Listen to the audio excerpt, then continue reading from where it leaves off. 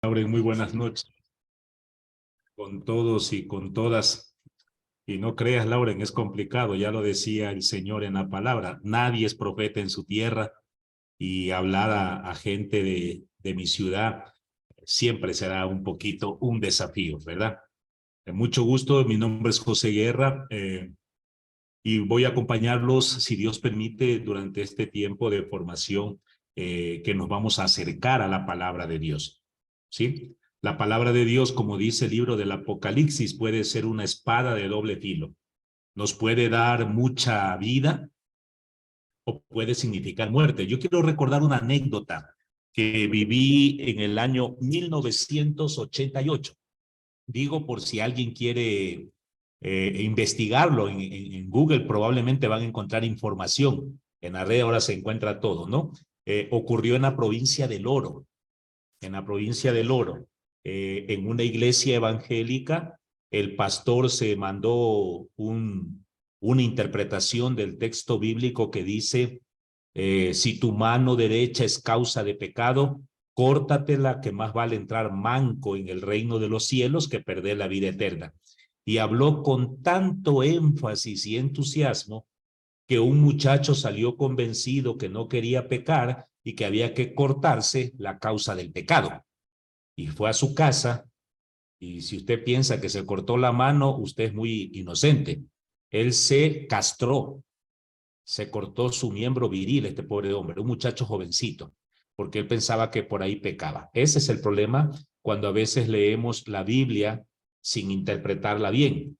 Algunas personas tienen la costumbre de cuando quieren leer la Biblia, simplemente la abren, ¿cierto? Cierran los ojos, abren la Biblia y ponen el dedo. Y dice que eso es lo que Dios le dice en el día. Y a veces salen palabras muy fuertes. Otras personas, yo he visto en Guayaquil, he visto mucho esto, les andan regalando por las calles unas hojitas como un recetario, ¿no? Que le dice a usted, si usted, no sé, Andy está enamorado, lea el Salmo 45. Y si usted ya se quiere separar, lea Génesis no sé cuánto. Si le va a pegar a su hijo, lea tal. Si está deprimido, si está enfermo, como una receta. Y así leemos la Biblia, ¿cierto? Otras personas lo toman al pie de la letra todo lo que está allí escrito. Antes de empezar, que es importante saber, la Biblia es un libro que tiene, desde que se empezó a componer hasta ahora, han pasado más o menos unos 3.500 años. 3.500 años.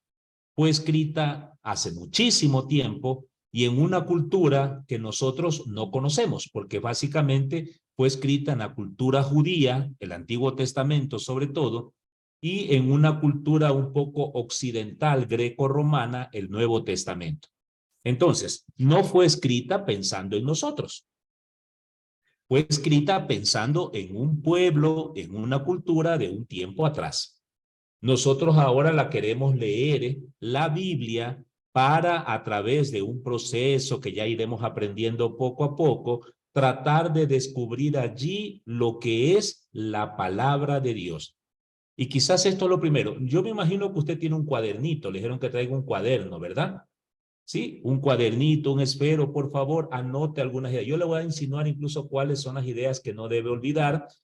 Anote también si tiene preguntas, puede hacerla en el chat o al final vamos a tener un tiempito para dialogar. Si alguien quiere preguntar a viva voz, también puede hacer. Pero por favor, que no queden dudas, ¿no? Lo primero que vamos a distinguir antes de empezar todo es que una cosa es la Biblia y otra cosa distinta es la palabra de Dios. Esto que yo tengo aquí en mi mano se llama Biblia, es un libro, es un libro. ¿Contiene la palabra de Dios? Sí y no. La contiene porque aquí la podemos encontrar, pero no porque hay que buscarla. El solo hecho de leer la Biblia no significa que se convierta en palabra de Dios. La Biblia es palabra de Dios cuando la leemos una y otra vez, la reflexionamos, la oramos y dejamos que esa palabra nos cuestione y nos lleve a un compromiso. Solo cuando hacemos ese proceso, la Biblia es palabra de Dios. ¿Es fácil de leer? No, no es fácil. No porque las palabras sean difíciles, van a ver que no. Lo que está escrito es fácil de comprender. Lo complicado está en llevarlo a la práctica. Voy a poner un solo ejemplo con un texto bíblico, ¿no? Jesús dice en un momento, le dice, por ejemplo, a Tatiana o a Marcia o a Andy o a Marlene, ¿sí? Si al ir a la Eucaristía, antes de acercarte a comulgar, te acuerdas que estás peleado con un hermano, anda a reconciliarte antes de comulgar. ¿Sí? No es difícil de entenderlo, ¿verdad? Lo difícil es ponerlo en práctica. Lo difícil es que yo rompa a veces con ese orgullo, con esa vanidad que a veces me domina y que así esa otra persona me pide perdón, la perdono, pero yo no la voy a buscar porque yo... Y así nos pasamos la vida. Algunos llevamos un buen tiempo enojados, peleados, resentidos, con un esposo, con una esposa, con un hijo, con una suegra, con un primo, una tía. Entonces es muy complicado, pero la palabra es clarito. No deberíamos comulgar si nosotros estamos enojados con alguien. Tenemos que reconciliarnos porque al final comulgar es ponerse en comunión con los demás. ¿Y cómo voy a estar en comunión si estoy peleado? ¿Ya? Eso es un poco lo que vamos a ver. El curso lo vamos a dividir por partecitas, ¿no? No pretendamos que vamos a tener todo un conocimiento bíblico. Vamos a tener algunas herramientas, ¿sí? Conforme vaya pasando el curso, yo puedo recomendarles pequeños libros, obras que les pueden ayudar a leer. Por ahora, ¿qué necesitamos tener? Una Biblia, ¿sí? ¿Cuál Biblia? La que usted tenga está bien, está bien. Si alguien no tiene Biblia, pues puede ir a comprar. Yo me imagino que ahí cerca de la catedral habrá alguna librería espiritual, ¿no? Por ahí yo me acuerdo que por los correos de Ecuador, que ya ni siquiera existe, por ahí quedaba la librería. Creo que era, no sé si era la espiritual. Por ahí Juan, quedaba, bueno, pues Juan 23. por ahí. O si algún rato quiere La una Biblia, arquidiócesis también tiene librería. bueno, si algún rato quiere y me avisa, yo suelo ir a Guayaquil cada cierto tiempo y yo le voy llevando, ¿ya? Obviamente yo le llevo el libro y traigo a continuación la plata para pagar, porque en la librería del Verbo Divino se consigue.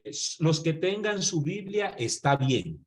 Los que necesiten, yo les recomiendo esta Biblia, Biblia de América, en una versión muy bonita, muy fácil de leer, muy buena traducción, tiene bastantes cuadritos que nos enseñan, que es la Biblia Católica del Joven.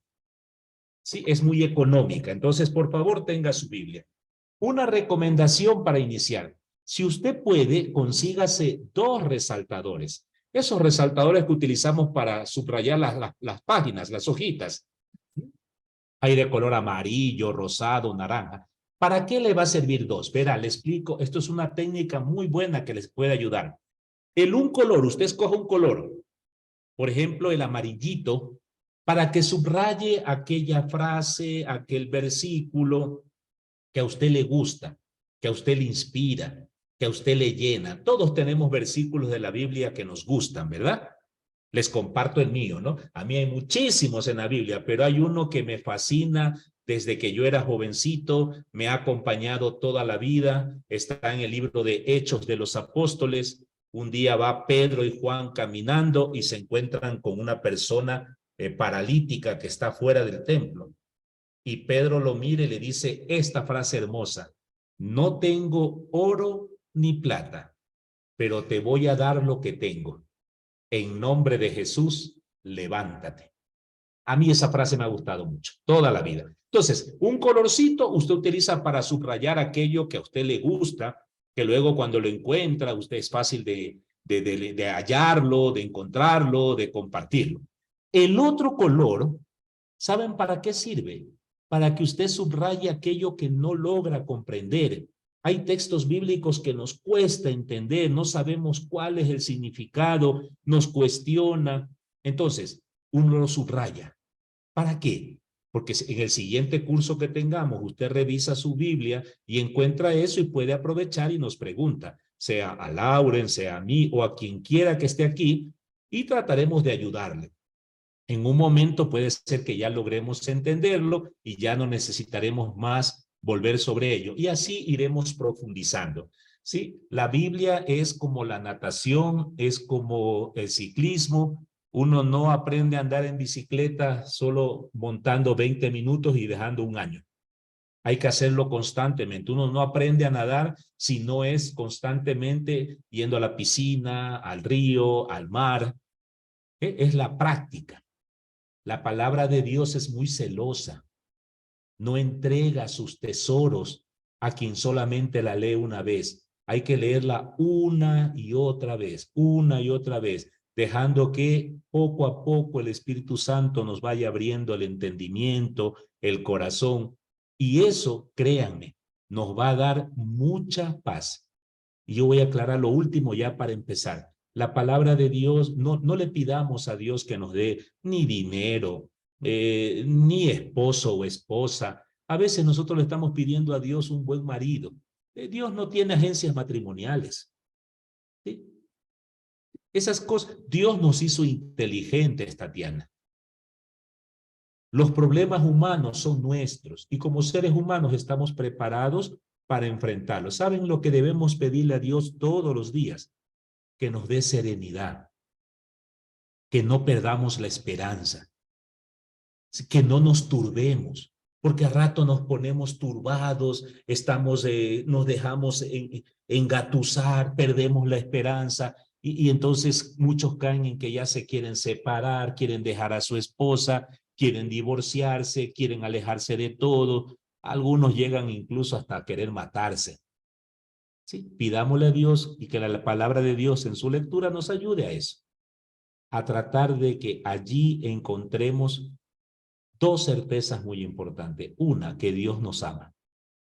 Y esa es la mayor certeza de nuestra vida. Dios nos ama. Y Dios nunca, como dice la palabra, así como cuando a un papá el hijo le pide un pan, no le va a dar ahí veneno, no le va a dar allí una serpiente. Esa es nuestra convicción, que Dios es nuestro papá y nuestra mamá y nos ama. Y siempre está dispuesto a darnos la mano cuando nosotros insistentemente se la pedimos. Y lo segundo que no debemos olvidar allí es que la palabra de Dios nos enseña que Cristo Jesús murió en la cruz por nuestra redención. Y se lo quiero decir despacito porque a rato nos olvidamos de esto. Cristo Jesús murió en la cruz y con ello nos trajo la redención, la salvación. Y tenemos que vivir la fe desde allí, convencidos de ser criaturas de Dios que estamos luchando día a día por superar el pecado. No lo que a veces tenemos, que pensamos más que somos pecadores, ¿no? El otro día yo le decía a unas personas, a un grupo, parece que ustedes le creen más al diablo que a Dios, porque se pasan hablando todo el tiempo del diablo, del pecado, del infierno, de la condena. Cuando tenemos que hablar, la buena noticia es hablar todo el tiempo de que Dios nos ama, nos quiere, nos cuida, quiere nuestra salvación, nos promete el cielo y quiere llevarnos a todos allá. Bueno, no se olviden, si hay preguntas o hay inquietudes, por favor, anótelas en una hojita para que no se olviden. Al final vamos a tratar de responder. Hoy vamos a hacer la primera parte de dos temas que son de introducción. Ahora vamos a ver algunas ideas generales de la Biblia y de paso le pregunto a Marlene, ¿tenemos que dejar alguna tarea a los papás o no? Yo creo que una chiquita. Una chiquita, ya. Vamos a cambiar una tarea bien chiquita para que puedan hacerlo. ¿Sí? Ahora vamos a ver una pequeña idea para conocer en general lo que es la Biblia y la siguiente ocasión que Dios nos permita encontrarnos, veremos algunos métodos que nos permitan leer la Biblia y sacarle el mayor fruto posible, ¿ya? Entonces, primero que vamos a ver es que la Biblia, cuanto palabra, significa propiamente una biblioteca. Es decir, este librito que nosotros tenemos aquí es una biblioteca compuesta de 73 libros. Si usted tiene en su casa una biblioteca y usted ve ahí, no sé cómo lo ve usted, a mano derecha mío, no sé si es a mano izquierda de ustedes, ve, yo aquí tengo mi biblioteca y aquí yo tengo una serie de libros. que me voy leyendo poco a poco. Yo tengo aquí libros que son de historia, libros de Biblia, tengo novelas, tengo de todo un poquito. ¿Los leo todo al mismo tiempo? No, de acuerdo a las necesidades. La Biblia es una biblioteca que tiene 73 libros que hay que saber conocerlos para poder leerlos, ¿ya? Entonces, lo primero, la Biblia, la palabra Biblia significa biblioteca. Y está dividido en dos partes, Por un lado, lo que nosotros llamamos el Antiguo Testamento o Primer Testamento, ¿sí? Tiene ambos nombres.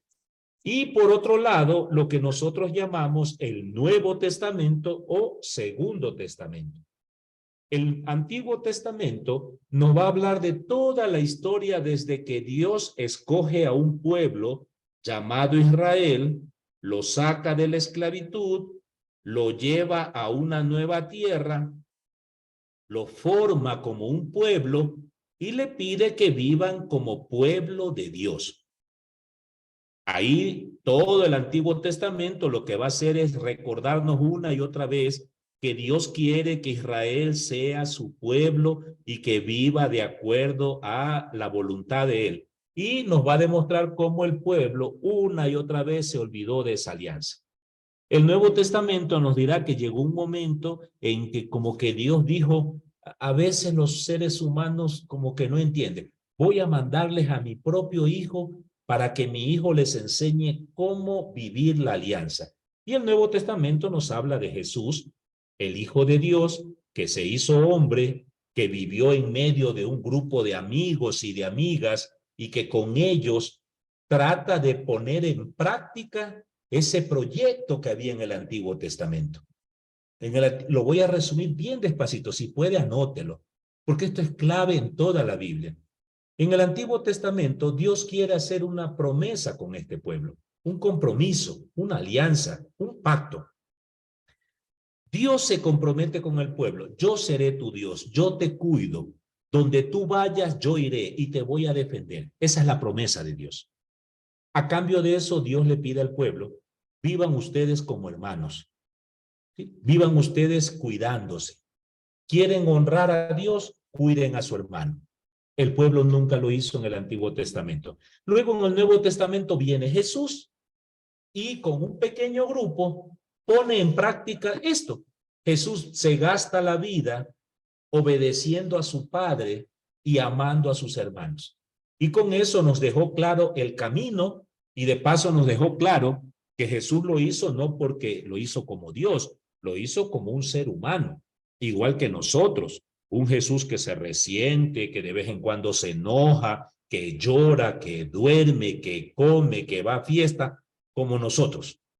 Así que nada nos impide, nada nos frena en la posibilidad de que nosotros también vivamos esta alianza, tener a Dios como nuestro único Dios y respetar al otro como a un hermano. El Antiguo Testamento está compuesto de 46 libros, 46 libros, que si usted los revisa, se dividen como en pequeños grupos y secciones, ¿no? Los primeros 5 libros del Antiguo Testamento se conocen como el Pentateuco. La palabra penta significa 5. Pentateuco. Son los primeros 5 libros que nos va a hablar cómo fueron los orígenes del mundo, del pueblo de Israel, de cómo se fue formando toda esta experiencia que hemos resumido, ¿no? Génesis, Éxodo, Levítico, Números, Deuteronomios. Luego viene un grupo de libros que nosotros llamamos históricos, que intentan contar la historia del pueblo. Cómo el pueblo estuvo esclavo, cómo salió, cómo anduvo por el desierto, cómo llegaron a la tierra prometida, cómo se organizaban, cuáles fueron los reyes, ¿sí? Los primeros problemas, la intervención, todo esto. Un pequeño detalle que es importante, por favor, y quiero que estén muy atentos porque es clave tenerlo como muy clarito. La historia que estamos hablando aquí no es, escuche bien, no es una historia cronológica. Es decir, no es una historia que intenta describir claramente y sin error cómo pasaron las cosas. En aquella época nadie tenía cuaderno para ir anotando los eventos. Eso lo hacemos nosotros, ¿no?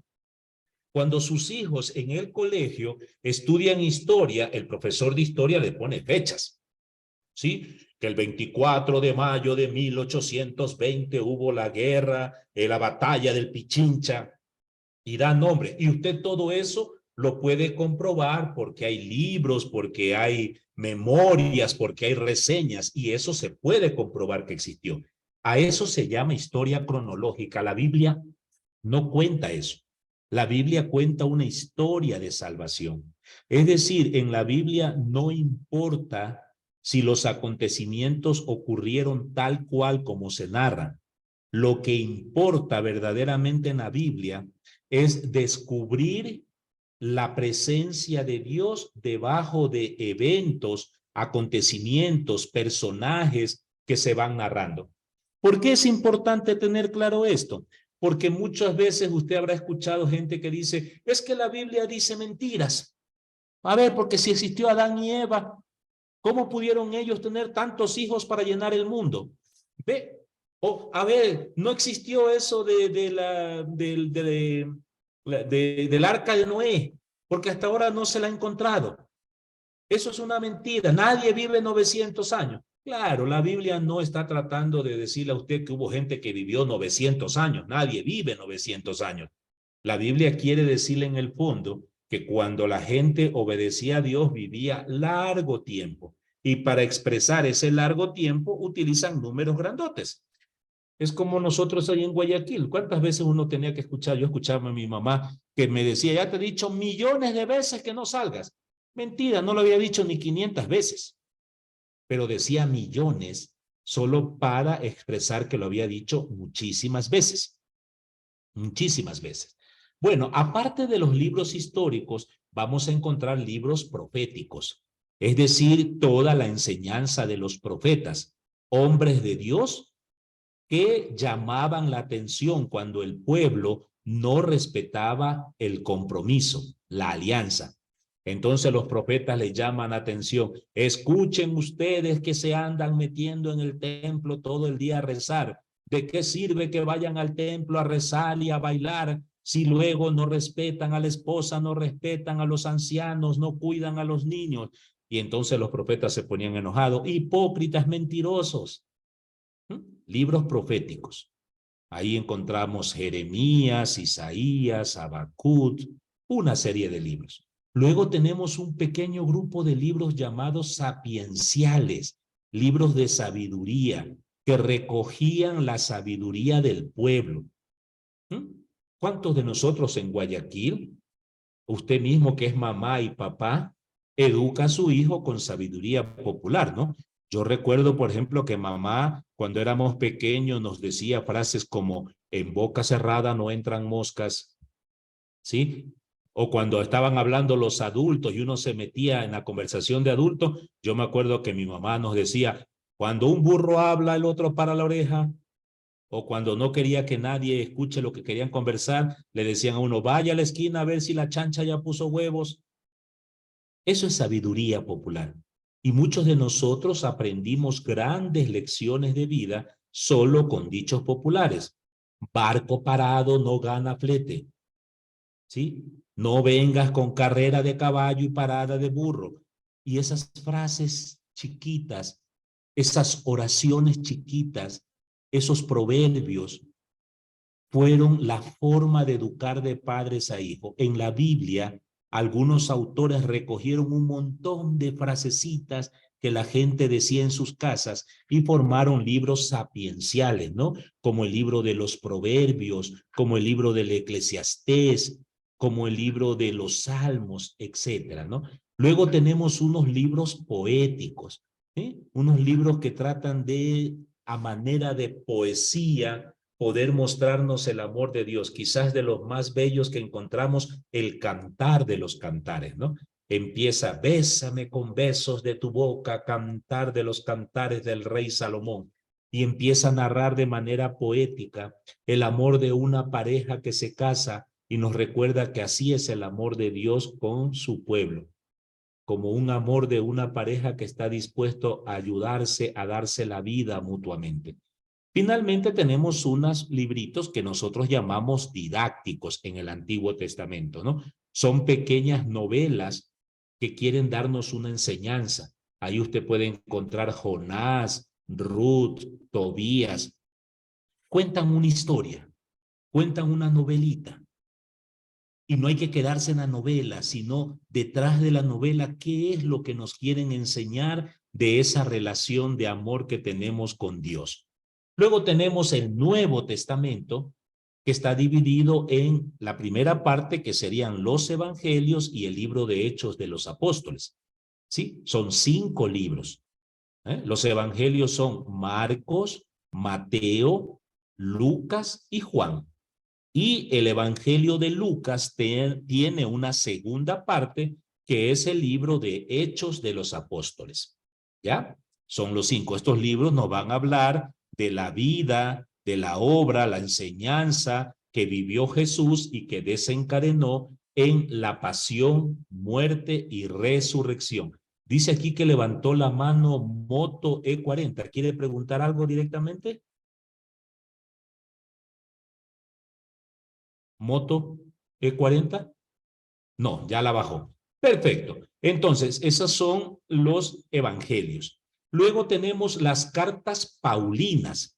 Son las cartas que se atribuyen al apóstol Pablo. Vamos a decir que son 13 más una. Usted dice, ¿y por qué son 13 más una? Porque hoy nosotros reconocemos que de esas 14 cartas, 13 se pueden atribuir ciertamente a Pablo. Y hay una que antiguamente se la atribuíamos a Pablo, pero que hoy ya nadie la atribuye a este apóstol porque no pertenece a él, pero tampoco sabemos de quién es. Estamos refiriéndonos a la carta a los hebreos, a la carta a los hebreos. Luego tenemos las cartas católicas. Las cartas católicas son 7. 3 cartas de Juan, 2 de Pedro, Santiago y Judas. Se lo repito, vea. 3 cartas de Juan, 2 cartas de Pedro, Santiago y Judas. Una pregunta que mucha gente siempre me ha hecho, ¿no? ¿Por qué a las unas se las llama cartas de Pablo y a las otras católicas? Pues la respuesta es porque las cartas de Pablo o las cartas paulinas fueron escritas por Pablo y las cartas católicas no. Y entonces me vuelven a preguntar, ¿y por qué las cartas de Pablo no son católicas? Y esa sí es una pregunta muy interesante, ¿no? Que vale la pena aclararla aquí por términos pastorales. Verán, padres y madres de familia. La palabra católica significa universal. Universal. Y a estas 7 cartas se las llama cartas universales porque la enseñanza que da es una enseñanza útil para todo el mundo y en todo tiempo. Por ejemplo, cuando Juan nos invita a reconocer y aceptar el amor de Dios, Dios es amor, esa invitación al amor nos sirve en Guayaquil, en Quito, en Lima, en Buenos Aires, en cualquier lugar del mundo. Cuando Pedro nos dice que tenemos que ser seguidores de Cristo y rechazar a quien es el anticristo, eso nos sirve a todos. Por eso las llamamos católicas. Las cartas de Pablo no son católicas. Atención, las cartas de Pablo no son católicas. Es decir, las cartas de Pablo son particulares. Él daba enseñanza a comunidades concretas.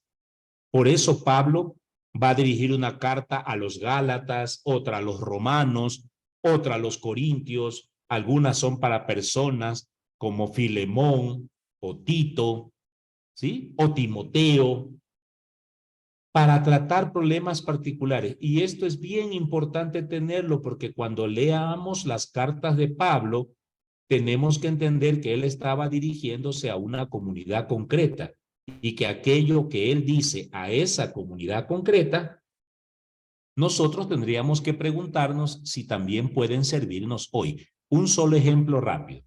En un momento Pablo le va a decir a las mujeres, mujeres, sométanse a su marido, así como Cristo es cabeza de la iglesia, el hombre es cabeza de la mujer.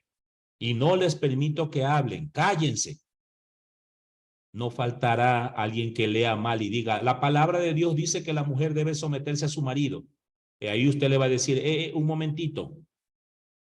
Eso lo dijo Pablo en un contexto. Vamos a leer bien qué pasó para ver si todavía las mujeres tienen que seguir sometiéndose a su marido. ¿Ya? ¿Cintia levantó la mano o quiere hacer alguna pregunta o qué? ¿Cintia? No. Parece que algunos levantan la mano, pero más jugando que otra cosa. Muy bien. ¿Cómo fue el proceso de formación de la Biblia? ¿Sí? La Biblia recorrió este esquema. Primero fueron las experiencias vitales, ¿no es cierto? Los hechos, los acontecimientos. Hubo un grupo de esclavos que estaban sufriendo la esclavitud en un momento determinado, se dieron las circunstancias y ellos salieron.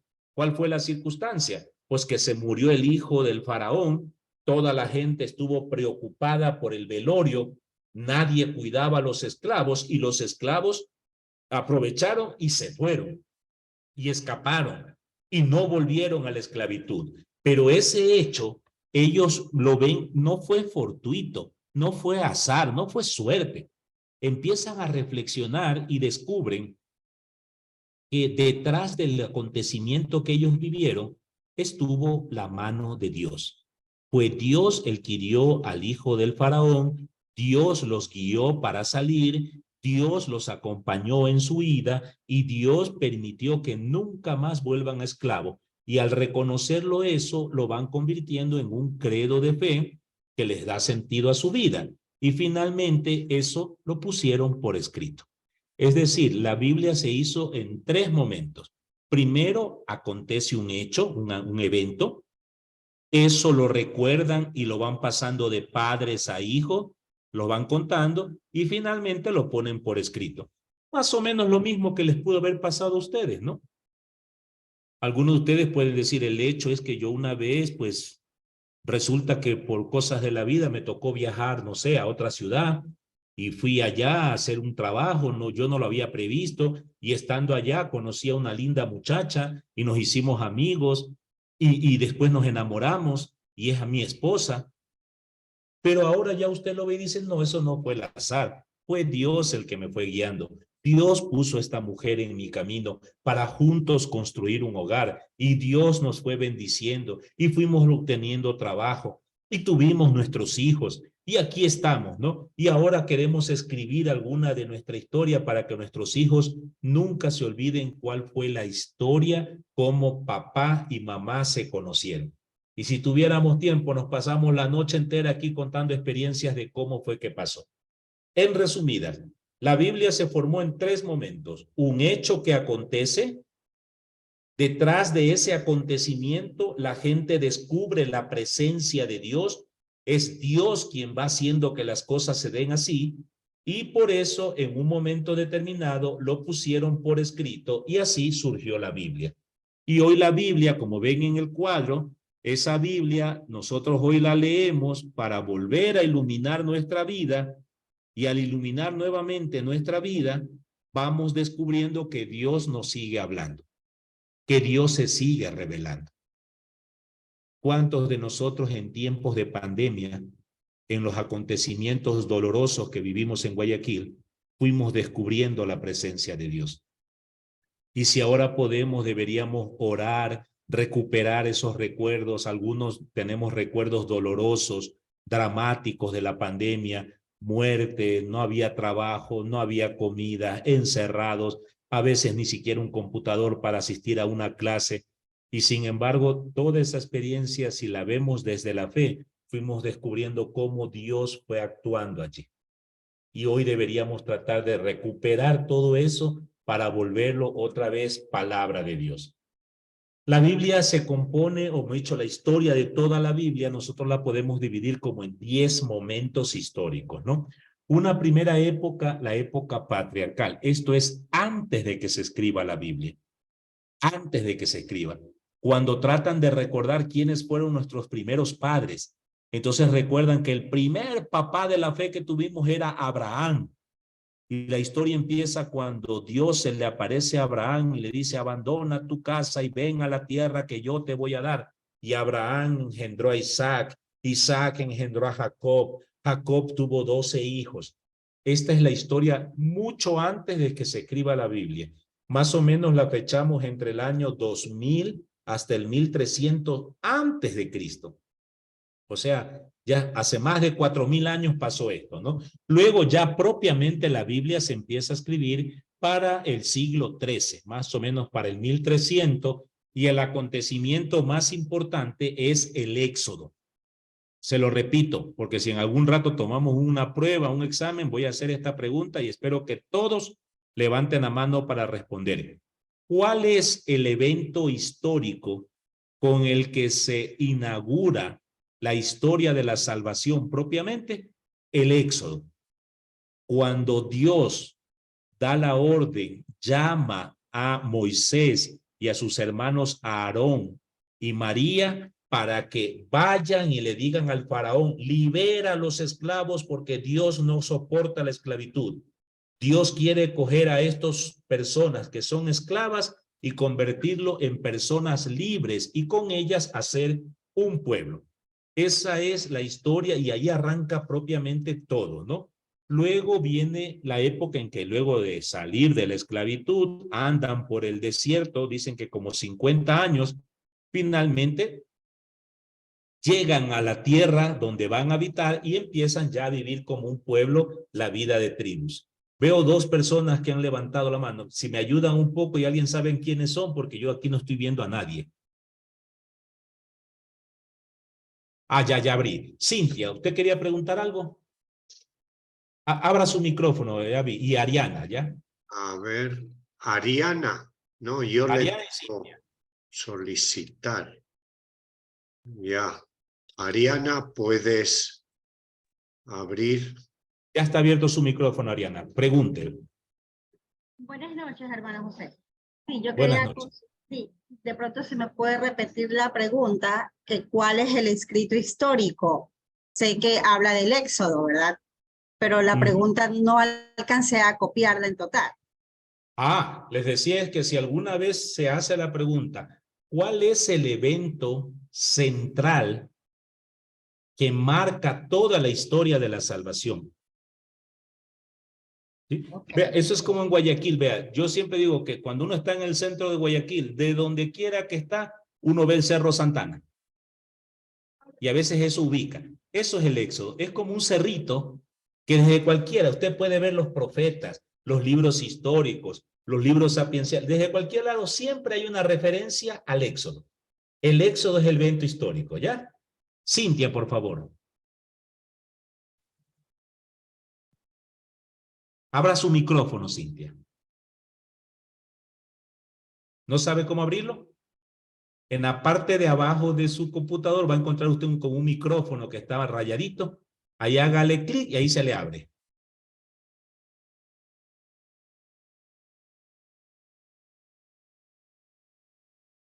¿No puede? A ver, José, yo tengo que activarles. Ya le Ah, ya, entonces, actívale, por favor. ya. Ya, ahora sí, adelante, Cintia. Buenas noches. Buenas Lo que noches. pasa es que antes usted dijo en el Antiguo Testamento que en el libro didáctico estaba Jonás, Ruth y Tobías. Entre otros, sí. Sí, ya, pero yo ahorita viendo en el libro que está haciendo la catequesis mi hijo, me sale que Ruth y Tobías están en los históricos. Y Jonás está en los proféticos. Ya, entonces, o sea, tengo esa confusión. ¿O es histórico y profético o están los didácticos? Verá, buena pregunta. Y para que Muy no sea bueno. confusión, vamos a quedarnos usted y yo en lo que dice el libro de su hijo. Ya. Sí, la clasificación que le han dado allí, Cintia, era la clasificación que tradicionalmente dábamos Antes, cuando la Biblia teníamos grandes bloques nomás, ¿no? Y en Ya. manera catequética, para evitar complicaciones, poníamos a Jonás entre los proféticos, poníamos a Ruth entre los libros sapienciales o históricos, y con Ya. eso se evitaban complicaciones. Luego, cuando uno hace estudio un poquito más hacia fondo, los puede clasificar más detalladamente, pero mejor vamos a dejarlo tal como tiene el libro para evitar que se nos confunda más el asunto, ¿ya? Ok, gracias. Ok, Cintia. Lidia, Lauren, ¿puedes abrirle a Lidia Marina, por favor? Lidia. Lidia Marina. Lidia. Esa terminamos para seguir, por favor. Adelante, Lidia. Buenas noches con todas y todos. La pregunta es si de pronto nosotros podríamos tener acceso a las grabaciones para tenerlo como más claro, porque de pronto anotando algo se nos va.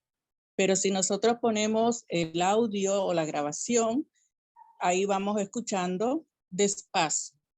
¿Sería posible? Sí, una cosa técnica. No solo la grabación, van a tener el PowerPoint y van a tener la dirección del Facebook donde se está grabando.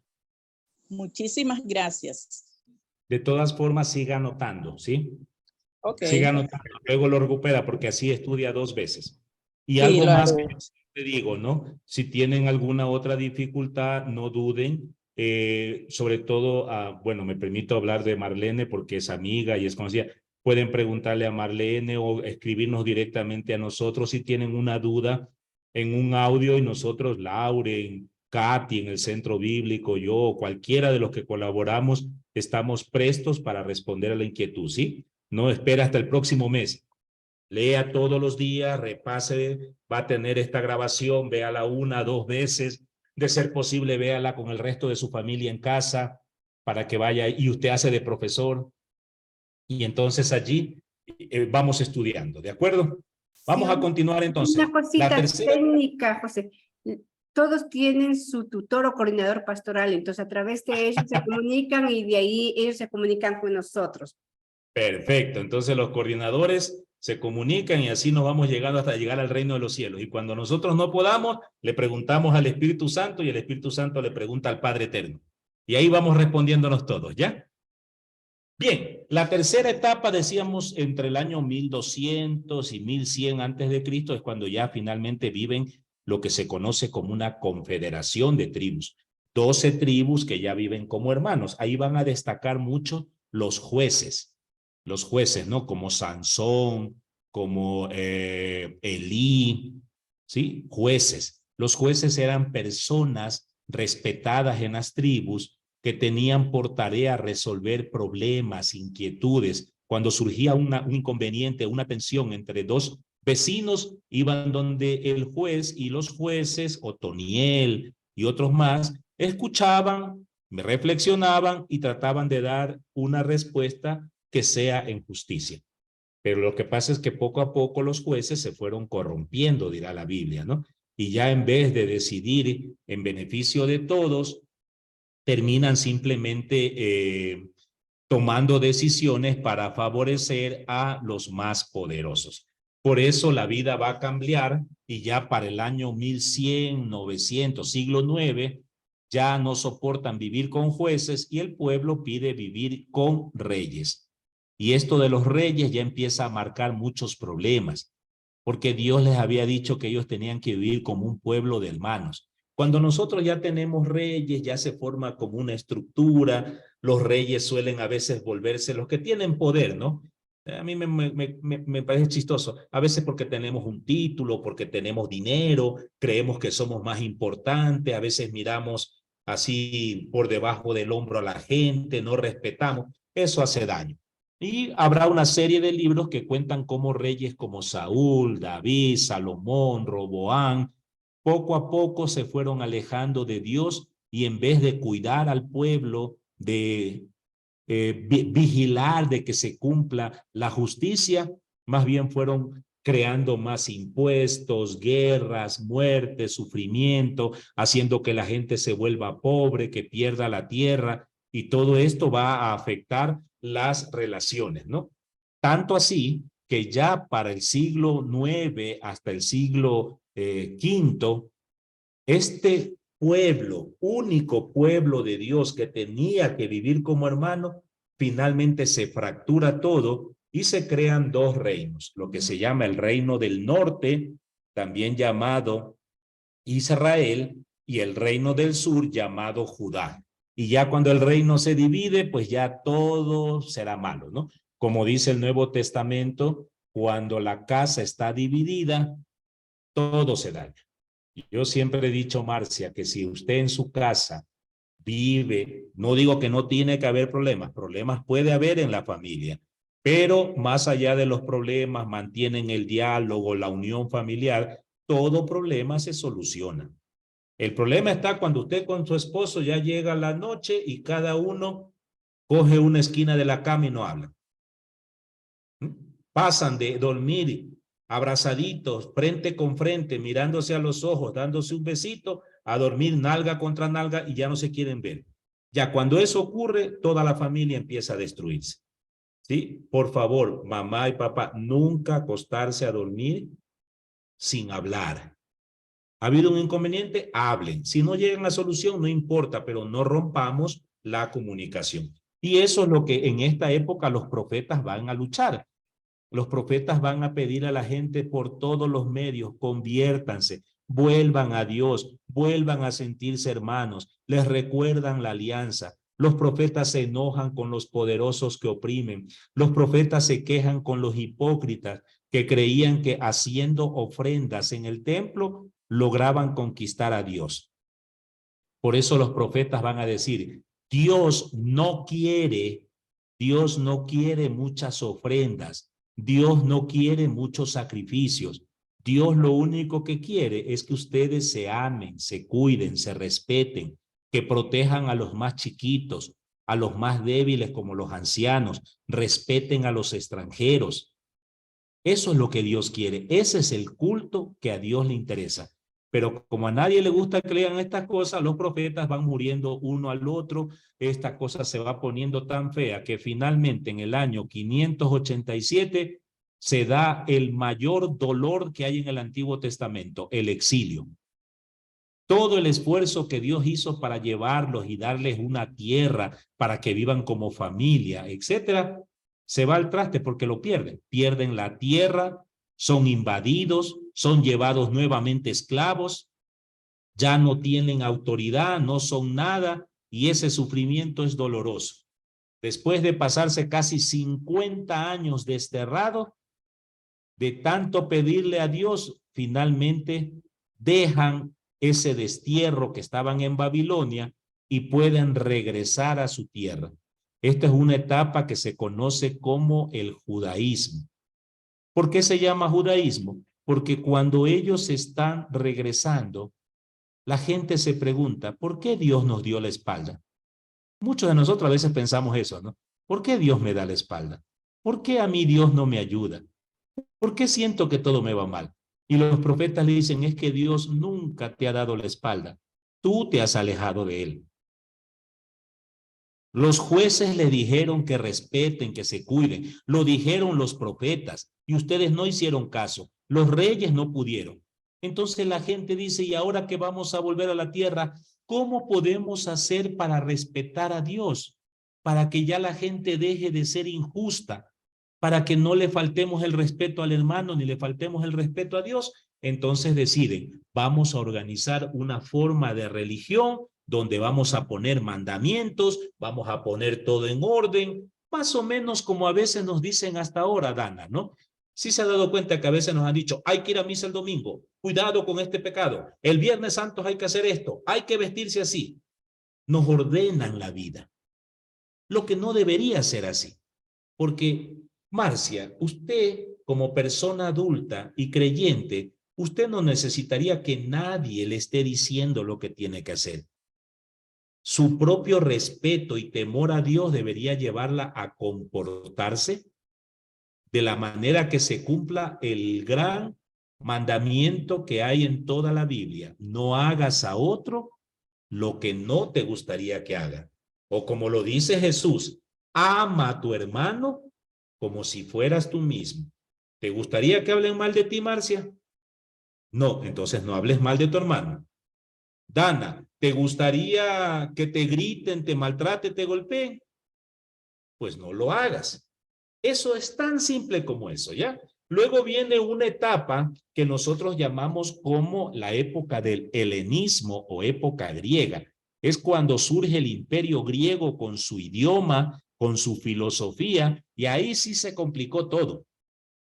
Porque los griegos traen unas ideas completamente distintas a las de los judíos y empiezan de alguna manera a pervertir la fe de los judíos, ¿no? Es más o menos lo que pasa ahora, sobre todo con las redes sociales, cuando nos llegan a nosotros modas desde afuera que no son propios de nosotros. Entonces todo se ve afectado, ¿no? Hemos caído, por ejemplo, en un vicio con las redes sociales que muchos de nosotros vamos a comer y cada uno está con su celular. ¿Sí? No sabemos ni siquiera cuál es la lógica del celular, pero nos hemos vuelto esclavos. Yo le decía el otro día a mis estudiantes, medio en broma, pero muy en serio, ¿no? Señores, si ustedes tienen un teléfono inteligente, alguien es el bruto. Y me perdonan, pero mi teléfono no es inteligente. El inteligente soy yo. Pero hay algunos que ya el teléfono los domina. Priscila, dígame. No sé si Lauren estás por aquí, le abres un poquito el micrófono a Priscila González.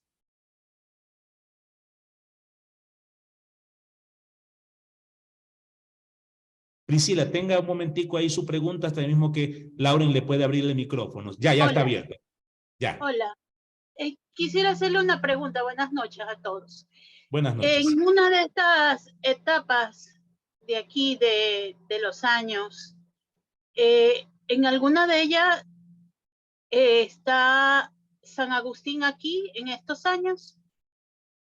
No. San Agustín vendrá después de muchísimos siglos más adelante. San Agustín ya es parte de la iglesia. Ok. ¿Sí? Ahora, otra acotación. Viendo el desarrollo de la historia en 10 etapas,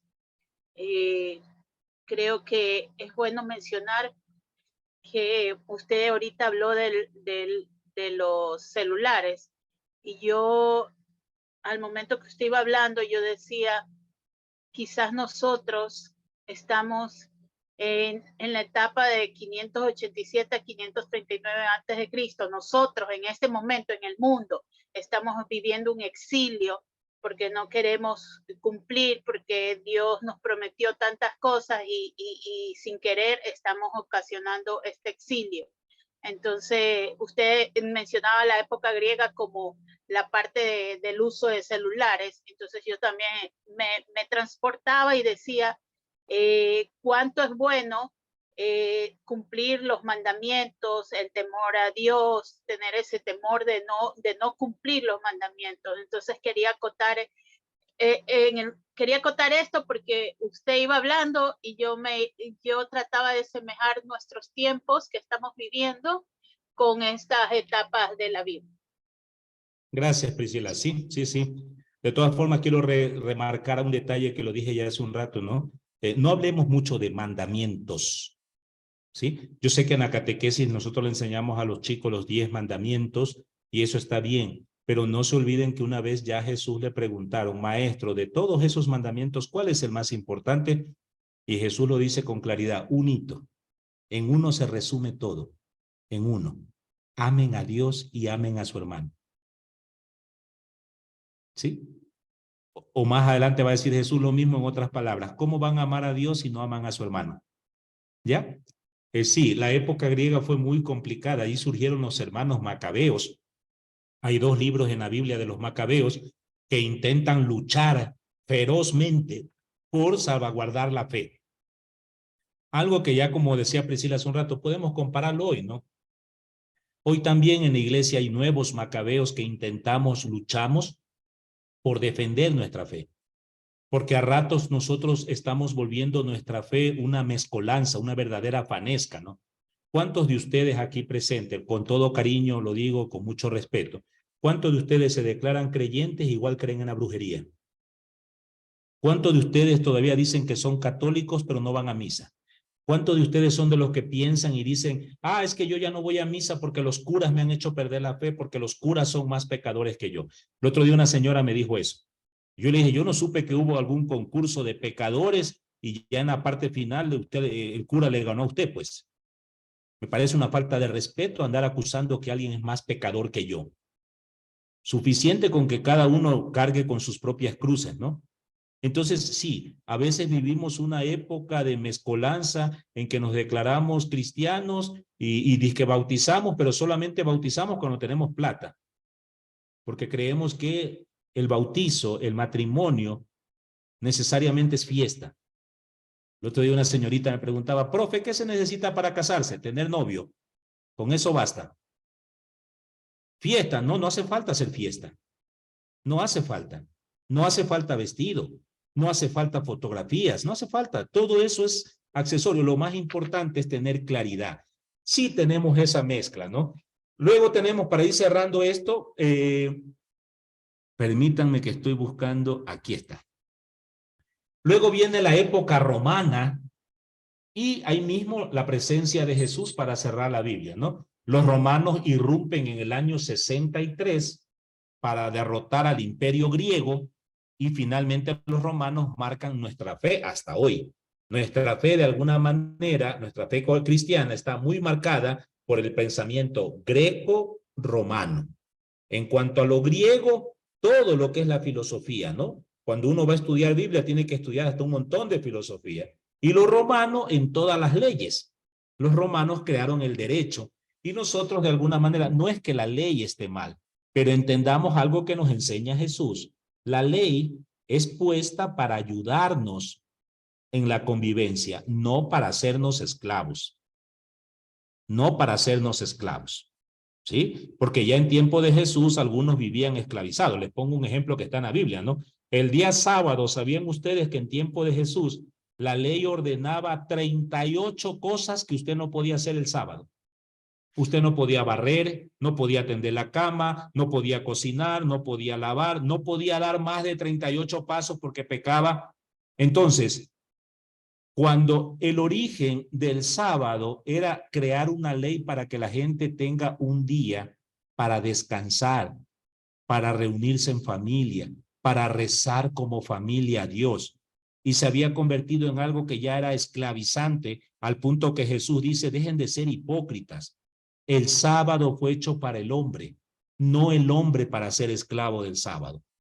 Todos necesitamos leyes para vivir, sí, pero por encima de la ley siempre estará el ser humano. Y hay que aprender, y eso se llama, por si acaso, misericordia. Vamos a pasar esta partecita, que es un ejercicio que por ahora no me interesa hacerlo, luego lo vamos a hacer en su momento, ¿sí? Este PowerPoint usted lo va a tener, así que lo podrá revisar allí, que es cómo leer la Biblia, pero quiero llegar a esto, algunos criterios generales para que podamos leer la Biblia. Sí, a partir de ahora y hasta el próximo mes, por favor, ponga en práctica estos consejos para leer la Biblia. Para leer la Biblia tenemos que leerla desde una trenza. Primero, lo que ya dijimos hace un rato, la realidad. No se puede leer la Biblia sin partir. Entonces, Marcia, ¿cuál es su realidad en este momento? ¿Está usted tranquila? ¿Está usted inquieta? ¿Tiene trabajo? ¿Está sin trabajo? ¿Su hogar está bastante estable? ¿Está pasando por una crisis? ¿Ha habido una muerte en la familia? ¿Hay alguna enfermedad? ¿Ha nacido un niño? Miren, una serie de acontecimientos que de alguna manera los marca. Yo siempre pongo este ejemplo. No es lo mismo, Dana, que usted lea un texto bíblico el día que nace un hijo, que leer el mismo texto si se muere ese hijo. No es lo mismo el mismo texto que usted lee cuando se está casando enamorada, ilusionada, que leer el mismo texto cuando usted se está divorciando. Porque la realidad que usted vive es distinta. Porque algún rato usted necesita que la palabra de Dios la consuele. En otro rato la palabra de Dios la cuestiona. Entonces partan de la realidad de lo que estamos viviendo, ¿no?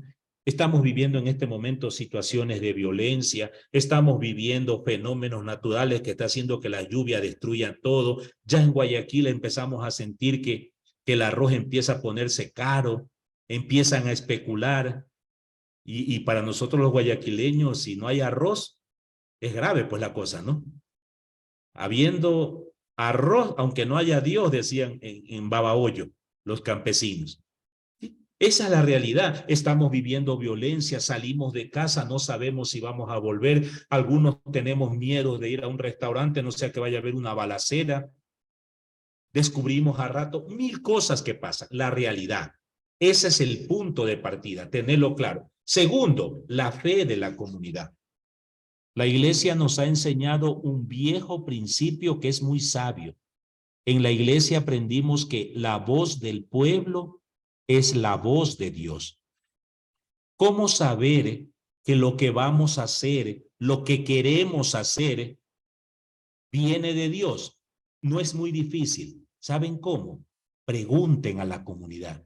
Pregunten a otros padres de familia. Pregunten en su parroquia. Consúltelo con su familia. Si todos dicen adelante, estamos de acuerdo con lo que dices, probablemente eso sea bueno, Gabriela. Pero Gabriela, si usted quiere hacer algo y en su familia le dicen, Gabriela, no estamos muy seguros de que sea bueno. O en el colegio le dicen, Gabriela, no, piénselo más, vea, déjelo, quizás no es el momento. ¿Sí? La fe de la comunidad. Y luego sí leemos la Biblia, leemos este librito para poder encontrar el sentido a nuestra vida. Algunas actitudes para leer la Biblia. Bueno, para leer la Biblia primero tenemos que prepararnos, ¿no? Miren, hay algunas personas que pueden leer la Biblia sentados. Yo no puedo. Si me permiten, yo no puedo. Peor acostado. Si yo me siento, me da sueño. Entonces, yo me he acostumbrado cuando quiero leer la Biblia, me subo a la terraza de la casa, llevo mi Biblia y estoy caminando y voy leyendo, y voy reflexionando, y voy orando. Cada uno, algunos pueden hacerlo de noche. A mí me cuesta difícil, yo de la noche me da mucho sueño. Prefiero levantarme a las 4 de la mañana y leerlo. ¿Sí? Cada uno de nosotros debemos prepararnos y cada uno sabe cuál es el mejor momento, cuál es el mejor lugar.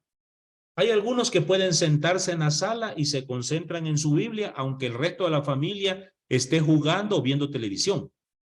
Hay otros que necesitamos un momento realmente de silencio, entonces mejor me voy a mi dormitorio o mejor me voy al patio. Busco mi espacio porque es un encuentro que voy a tener con mi Dios. Es un diálogo entre Dios y yo y le voy a contar a Dios lo que me está pasando y voy a leer la Biblia para que la palabra de Dios me ilumine. 7 criterios que debemos tener claro. Primero, dispongamos el corazón. ¿Sí? Es decir, voy a hablar con Dios. Esto es como cuando, no sé, pues si usted se recordará alguna vez que salió con una persona. Usted se dispone a salir con esa persona. Y usted tenía un novio que se llamaba Ronald, pero ahora va a salir con otro chico que se llama Miguel. Usted se prepara, ¿no? Miguel, no le vaya a salir en ese momento decirle Ronald, pues. Entonces, si usted va a hablar con Dios, métase en su corazón, voy a conversar con Dios. No voy a conversar con una novela, ni con una canción, ni con un artista. Es momento en que me dispongo a darle todo mi tiempo para hablar con Dios. Luego, renuevo mis ojos. Trato de ver, miren, Dios siempre responde, siempre. Créanme, Dios no deja una pregunta, una inquietud que usted tenga sin responderla. Pero Cintia, usted tiene que abrir los ojos para que Dios le responda. Les cuento una anécdota muy personal, ¿no? En una época de mi vida yo quise ser sacerdote. Y estaba en el seminario y mi madre me pregunta, mijo, ¿por qué quieres ser sacerdote? Si aquí en casa nadie ha sido así como muy creyente. Mi familia, como muchas familias guayaquileñas, era de misa del domingo, yo soy del Cristo del Consuelo.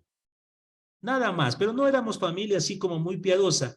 Y yo le preguntaba a Dios, ¿por qué nació esta vocación? Y recuerdo que un día estaba yo en Guayaquil de vacaciones, no sé por qué motivo fui al centro de Guayaquil, regreso a mi casa y me la encuentro a mi madre, tengo la imagen aquí, sentada delante de su máquina de coser chiquita que tenía sobre la mesa, y una niña. Yo le digo, mamá, ¿quién es esa niña? Dice, es la hija de una vecina que no tenía un vestido, y yo como tenía una falda que ya no la usaba, estoy haciéndole un vestidito. Dios me respondió a mi pregunta. Dije, mujer, ahora sé por qué quiero ser sacerdote. Toda la vida tú has sido así, madre. Una mujer generosa, una mujer que nosotros nos moríamos de hambre hoy en aquella época. Éramos 5 hermanos que no teníamos ni qué comer y mi mamá traía todavía una niña de la vecina a darle de comer en casa. Dios siempre, pero para poder escuchar, Romina, cuando usted le pregunta algo a Dios, cuando usted le pregunta a Dios por qué de su sufrimiento, por qué de su problema, Dios le va a responder, pero abra los ojos, mire la realidad. Dios no va a venir del cielo con una voz potente a hablarle directamente, ni le va a hablar en sueños como le hacía a José. No, Dios probablemente le hable a través de una hija, a través de una vecina, a veces a través de una señora que va en el bus. El otro día me contaba un amigo que tuvo un incendio, se le incendió la casita y él quedó tan impactado que le dio un infarto y estuvo como 5 días en el hospital. Y al salir del hospital él estaba totalmente deprimido, totalmente deprimido.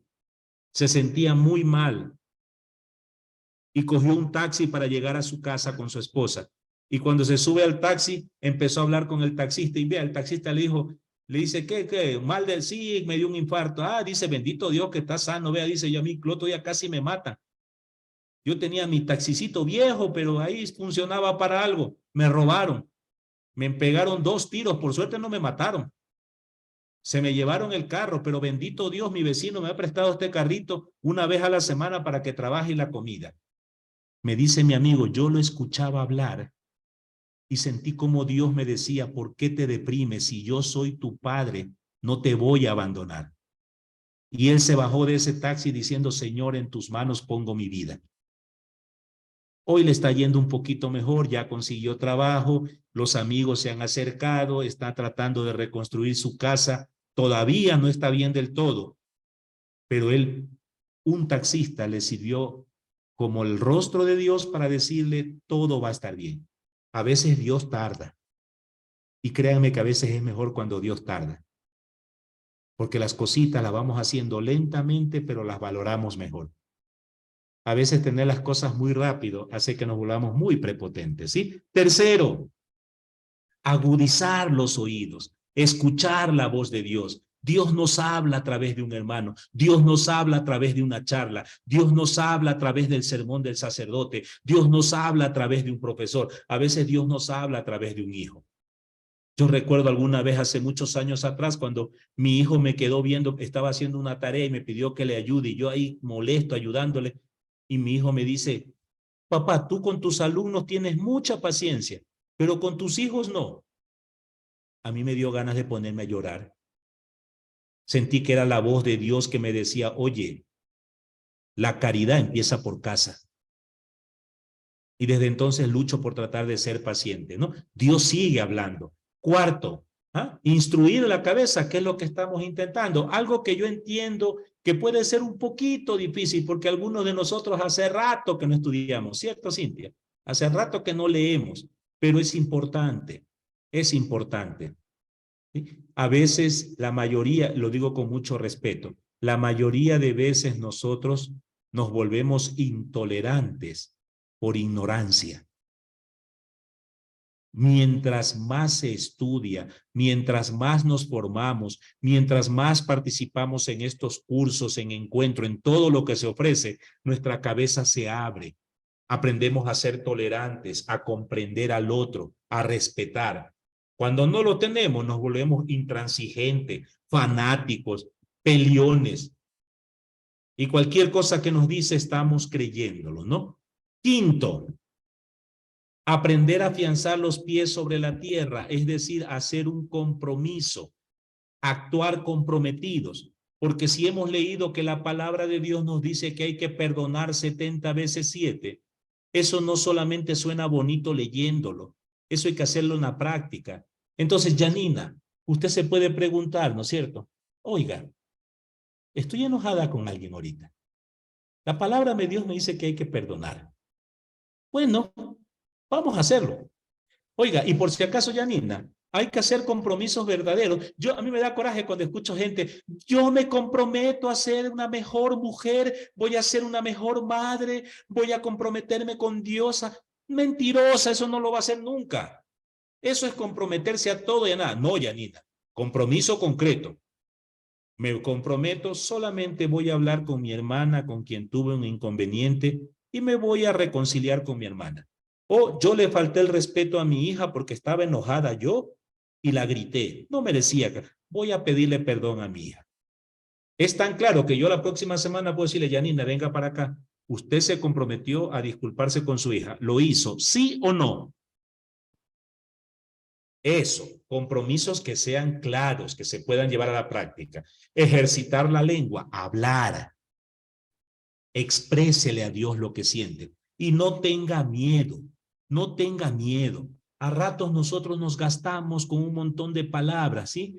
No sé si han escuchado, Erika, cuando dicen, yo te pido, Altísimo, Señor de los cielos, querubines, Dios de Dios, luz de luz, Rey de reyes, unas palabras que ni Dios mismo entiende. No, a Dios se le habla como le hablaba a Jesús. Jesús le decía, papito, papito, tengo miedo. Si me cogen preso me van a pegar, me van a maltratar, me van a crucificar. Yo tengo miedo. Si puedes, papito, libérame de esto. ¿Sí? Hablarle a Dios, hablarle como un papá y una mamá, con sus palabras, con lo que usted está sintiendo. ¿Sí? No tenga miedo, Dios no se enoja cuando usted le habla, pero dígale, papito, tengo miedo. Papito, me siento mal. Yo quiero ser mejor persona, pero no sé cómo hacerlo. Hoy la palabra me invita a que te hable. Aquí estoy. No sé qué más decirte. Tú me conoces. Y si tiene que llorar, llore. Y si tiene que reír, ría. Pero háblele. Convencido de que Dios le escucha. Y finalmente, hagamos oración. ¿Qué es hacer oración? No es repetir muchas palabras. Es tomar conciencia que Dios está con nosotros. Orar es sentir. Orar es sentir. Es sentir que a veces uno hace silencio y escucha en el silencio la voz de Dios. ¿Cómo la escucha? Porque usted está haciendo su oración y escucha que sus hijos están jugando. Y usted da gracias a Dios porque ahí está Dios presente. Porque usted toma conciencia de que su familia está completa. Que tenemos necesidades, sí, pero bendito Dios, estamos vivos. A mí siempre me sorprende, hoy por lo menos, hoy, 14 de junio, estamos vivos todavía. Solo en este día, ¿cuántos ya no están en Guayaquil? Entiendo que si usted vino a esta charla es porque la hermana muerte no lo ha tocado ni a usted ni a ningún ser querido. Si no, estaríamos en alguna sala de velación de la Junta de Beneficencia.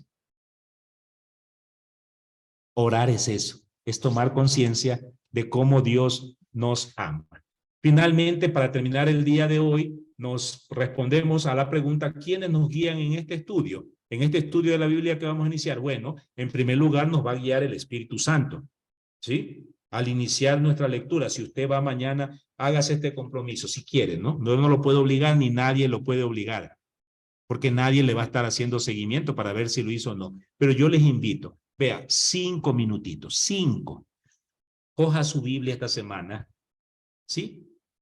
En la iglesia le dan unas hojitas cada domingo donde vienen las lecturas de cada día. Si no la tiene, pídala en el colegio, al tutor, a quien pueda. Ayúdeme con las lecturas esta semana. Lea durante 5 minutos la palabra de Dios de cada día.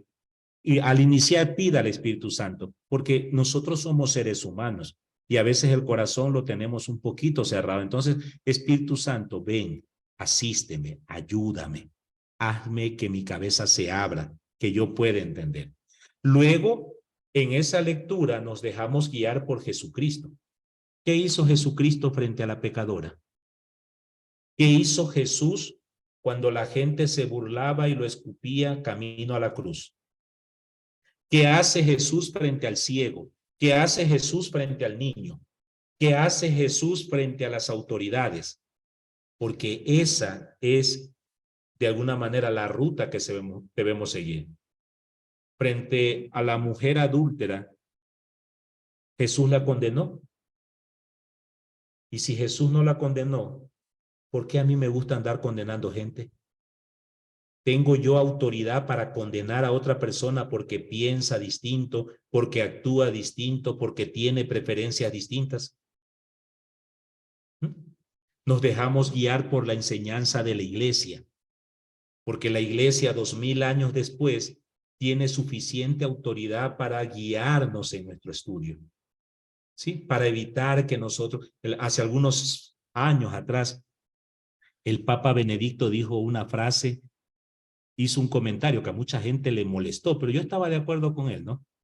Él decía, sí, hay que respetar que existe Mahoma, hay que respetar que existe la Pachamama, hay que respetar que existe Pachacama, hay que respetar que existe Buda. Se les respeta porque son grandes personajes de la historia. Pero si usted es católica, usted tiene que confesar que la único que la salva es Jesucristo. Hubo gente que se enojó, que no respeta otras religiones. No, el Papa Benedicto respetaba todas las religiones. Pero es claro, la iglesia nos enseña que usted no puede poner en el mismo lugar a Jesucristo como Salvador y ponerlo al mismo tiempo con Buda, a quien usted le prende vela. O la búsqueda de la brujería. Entonces la iglesia nos va aclarando eso. Y finalmente nos puede guiar nuestra comunidad. Aunque se puede hacer una lectura personal, yo recomiendo léala en familia. Reúnanse entre padres, ¿no? No sé si usted ha escuchado, sobre todo yo eso he escuchado en gente muy vaga que dice esta frase, y con esto terminamos. Yo no necesito ir a la iglesia. Yo cuando quiero hablar con Dios, yo me encierro en mi cuarto y directamente hablo con Dios. Cuando a mí me dicen eso, yo digo, pero seamos sinceros. ¿Sí se encierra de vez en cuando o es solo un argumento para no ir a la iglesia ni tampoco rezar solo? Y lo que usted está diciendo es que es vago para eso. Además, ¿qué le asegura que encerrada en su cuarto usted está hablando con Dios y no con su propio ombligo? Porque algunos encerrados lo que hacemos es justificar nuestras acciones. Y a veces es bueno mejor hacerlo en comunidad, donde el hermano, la hermana, puede ayudarnos a darnos cuenta de que a ratos lo que estamos sintiendo es solamente una tentación. Y ahí lo vamos a dejar. Nos veremos ahora en unos minutitos. Si nos quedan unos 5 minutitos. Si hay alguna otra pregunta o inquietud, por favor,